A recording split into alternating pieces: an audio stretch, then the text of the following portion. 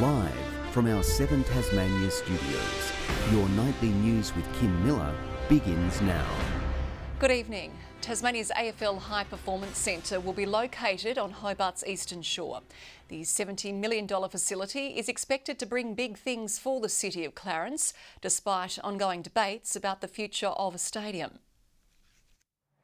Parklands right now, but not for long. This is an outstanding decision, and we're delighted to have the development of the AFLW High Performance Centre here in the city of Clarence. The Rosny Parklands will soon be home to the multi-million-dollar AFL High Performance Precinct, spreading as far as Charles Hand Park. There's $60 million of state government money, there's $10 million of AFL money. It'll be designed with the funding envelope in mind, and we'll work through that process over the next 6 months or so. It follows a fierce rivalry with Kingborough Council, this space ultimately chosen due to its location, with the airport, city and highway at arm's reach.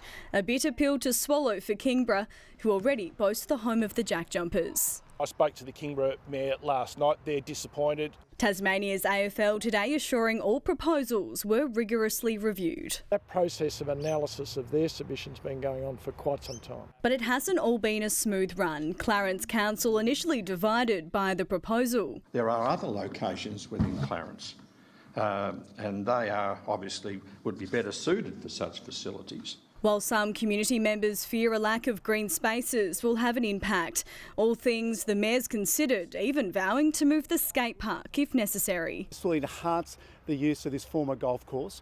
We'll have a state-of-the-art facility here, as well as walking tracks, as well as an expansion to our arts and cultural precinct. Meanwhile, questions about the future stadium remain up in the air.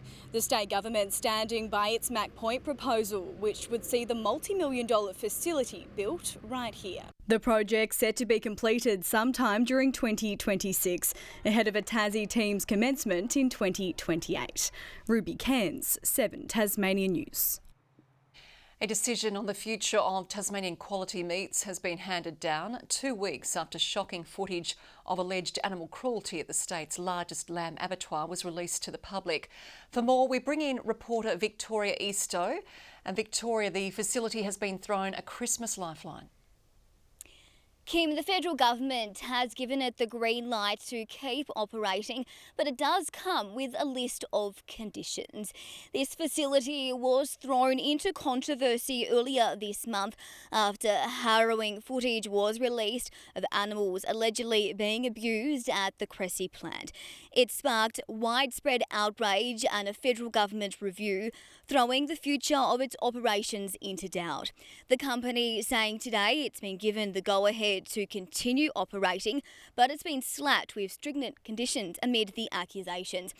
Among them, additional CCTV monitored by an animal welfare officer. TQM is welcoming the decision just in time for Christmas, securing the future of some 200 jobs, and says it agrees to the new conditions. But it doesn't mean the company is out of the woods just yet. A newly formed state task force has its eyes set on the entire meat processing industry, reviewing standards and vowing to stamp out any actions that could tarnish the Tasmanian brand. Kim. Labor is calling for answers from the state government after no energy projects in Bell Bay were shortlisted for funding through the Federal Hydrogen Head Start program, claiming Able Energy is the only hydrogen hub in the country without a funding agreement. This is a massive missed opportunity for the state. I mean, it is, with this proposal, particularly Able Energy, is a huge opportunity. 300 ongoing jobs, more than that in the construction phase. The Energy Minister says it supports Able Energy despite it not making the shortlist, adding it will work alongside operators to better understand how the project will benefit Tasmanians. Well, as 2023 draws to a close, a media monitoring organisation has released its report on how our pollies have fared. With more than 28,000 political stories published, the state government was hit hardest in coverage. Making news most days, it's been a tumultuous year for Tasmania's politicians. Media monitors Girthy and Madison tracking their mentions month by month. This year's been amazing in terms of twists and turns and Everyone thought the government was on the ropes, you know, we thought they were gone for all money. Defecting from government over the stadium build was a bold move for Lara Alexander and John Tucker, but one which raised their engagement. Normally people go from roosters to feather dusters. They've gone from feather dusters to roosters. Meanwhile, former Attorney General Elise Archer gained traction after her dramatic resignation. Her name printed 118 times in October alone. Felix Ellis also dogged by negative coverage. Up until the fire levy, he was going really well, and I think that was could have been handled a lot better. Perhaps some stakeholder engagement up front might have helped in that situation. Franklin MHA David O'Byrne and Premier Jeremy Rockcliffe commended for weathering a political storm. Those two people are real standouts in terms of, in difficult times with people attacking them, they've just stuck at it. Labor faring well through it all. The coverage has always been fair, and we really appreciate Tasmania still having strong local content here. I'll leave that for the commentators to express the views on how it's been in politics the last 12 months. I've just been totally inspired and honoured to be in the roles that I have. Brianna Boylan, 7 Tasmania News.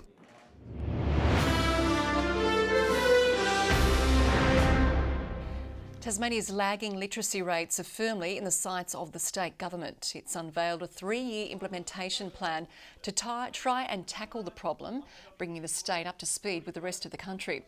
The first stage of the decade-long reform addresses how all 23 recommendations of the Literacy Advisory Panel's report will be delivered. Well, we want all Tasmanians to be functionally literate to help achieve their potential to be the best that they can be in the community. This is not just for younger Tasmanians or children, this is across the board. A recent report by literacy advocacy group Code Red found half of Tasmanians lack the necessary reading skills for daily life. Well, while many of us are switching into holiday mode, others are preparing for business as usual. Tasmanians are being asked to spare a thought for our frontline workers as the government looks to put a troubled health year behind it. Recognising those spreading some Christmas cheer to Tasmanians who need it most. The Health Minister meeting with our frontline workers, thanking those on the Christmas roster in advance. Everyone across the board, they're going to be out there supporting everyday Tasmanians in a time of need. Tasmanians are asked not to take a note out of the Grinch's book this festive season.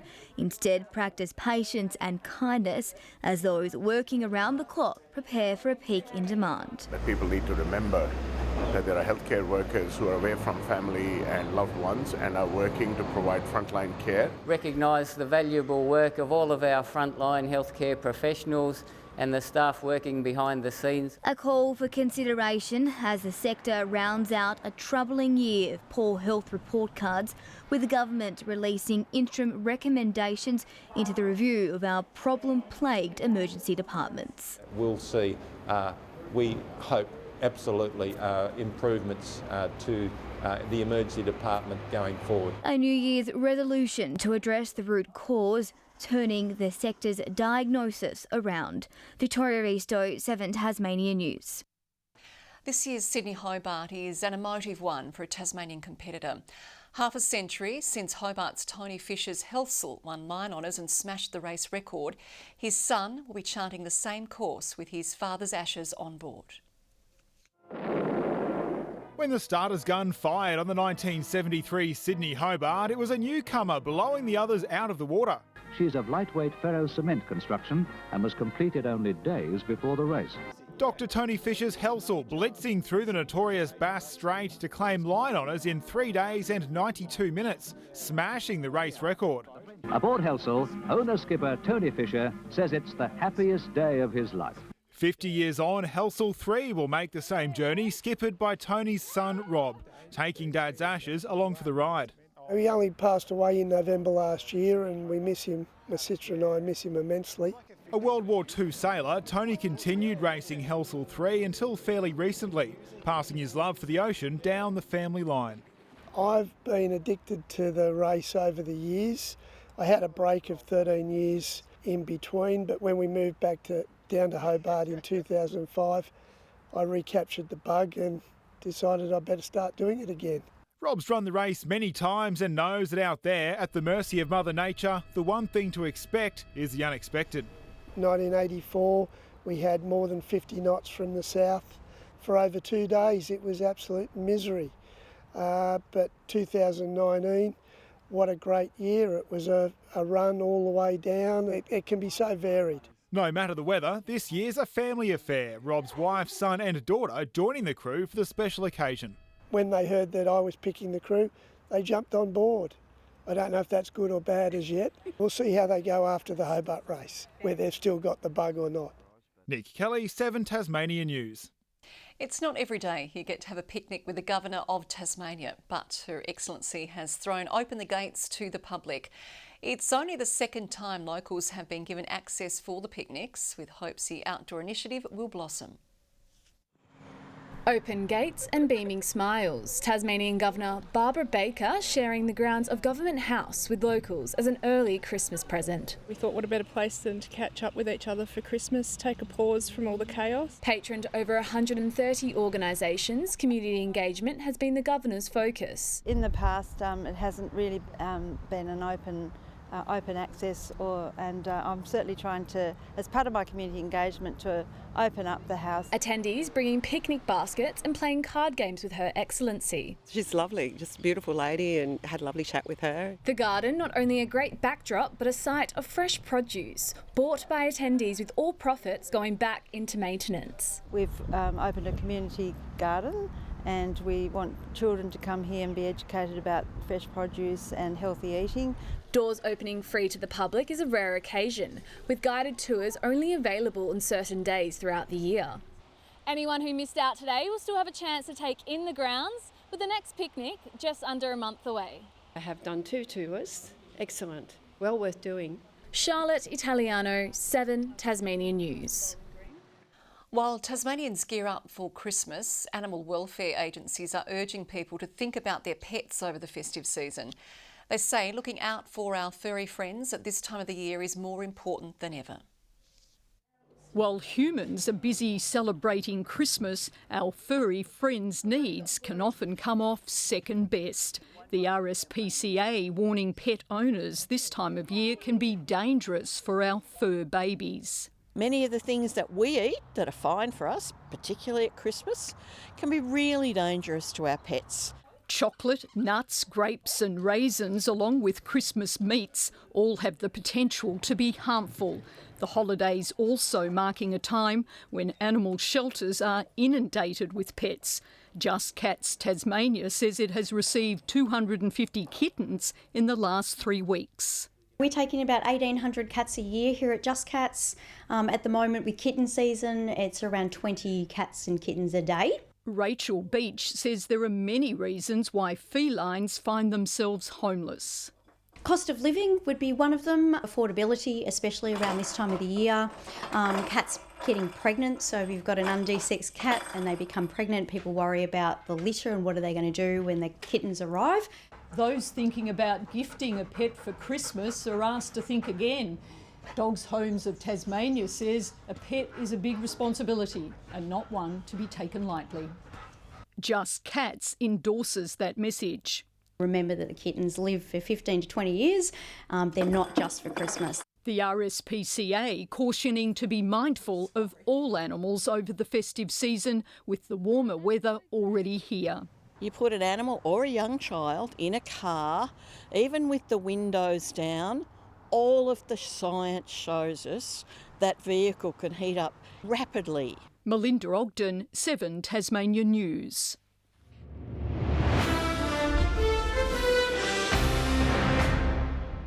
Still on the hunt for their first win and reeling from a heavy loss in Perth, the Hurricanes are buoyed by the likely return of Matthew Wade and Riley Meredith, hopeful of both proving their fitness in time for their clash with the Renegades. First will be how the two injured guys get through training. We only arrived back at about 9:30 or 10 o'clock last night, so we'll see how they are 24 hours later. Says there's room for improvement among the bowling ranks before tomorrow's match at Blunston. Georgia Baker has been crowned Female Track Cyclist of the Year at Oz Cycling's End of Year Awards. She's one of 4 Tasmanians honoured. Penguins' Jacob Langham, the Male Gravel Cyclist of the Year, Mountain Bike Rider of the Year going to Huon Valley's Sasha Kim, and Hobart's Felicity Wilson-Haffenden named Junior Cyclist of the Year. Nathaniel Atkinson will be part of the Socceroos squad travelling to Qatar. It follows months on the sidelines with an ankle injury that's seen him miss a number of opportunities to play for Australia. And that's sport tonight, Kim. Don't forget to tune in for the Hurricanes tomorrow night. They need our support. Good evening and a very happy Friday to you all. We experienced fine conditions apart from isolated showers about the northwest today. Hobart and Burnie both 19, Launceston 22, Devonport 21. Friendly Beaches and Ooze shared the state's top of 22 today. King Island and Luncheon Hill 21. 20 is the top for Flinders Island, Low Head and Grove. St Helens and Strawn 19, Maria Island 17. Laiweni 4 degrees after an overnight low of 3. Southeasterly winds push cloud over eastern Tasmania and patches of cloud are seen elsewhere. Areas of cloud are seen over eastern Australia. Thunderstorms can also be seen over Queensland and New South Wales. Tomorrow, a broad area of low pressure moves over most of Australia with several associated troughs. Variable winds 5 to 15 knots tending northeast to southeasterly in the east and south, southwesterly spells in the west and south, remaining mild, building to 2 metres. Tomorrow, Hobart partly cloudy with little chance of rain, 20 degrees. Possible showers for Medina 21, also 21 in Oatlands, although a little cloudy. Launceston also partly cloudy, 24, much the same in Dover 20. A shower or 2 is on the way for Laiweni, 15's the top. Burnie and Marrawar both partly cloudy, 19, mostly sunny in Strawn with a maximum of 20. More cloud cover in the east, St Helens 20 degrees, 19 for Swansea and Alford. Forecast for Christmas Eve, isolated showers most likely inland. We can also expect winds with the afternoon sea breeze about coastal areas. Those isolated showers continue and winds will become fresh and gusty about the Bass Strait Islands on Christmas Day. Forecast for Boxing Day, will there be plenty of Test cricket and leftovers for lunch, but on the weather front, showers will persist about the Bass Strait Islands, extending to the east during the day with possible thunderstorms about the northeast. Further north now, sunny in Melbourne tomorrow 25, mostly sunny also for Adelaide 27, partly cloudy in Sydney 26. The mercury continues to climb in Alice Springs with the maximum temperature expected to reach 42 degrees.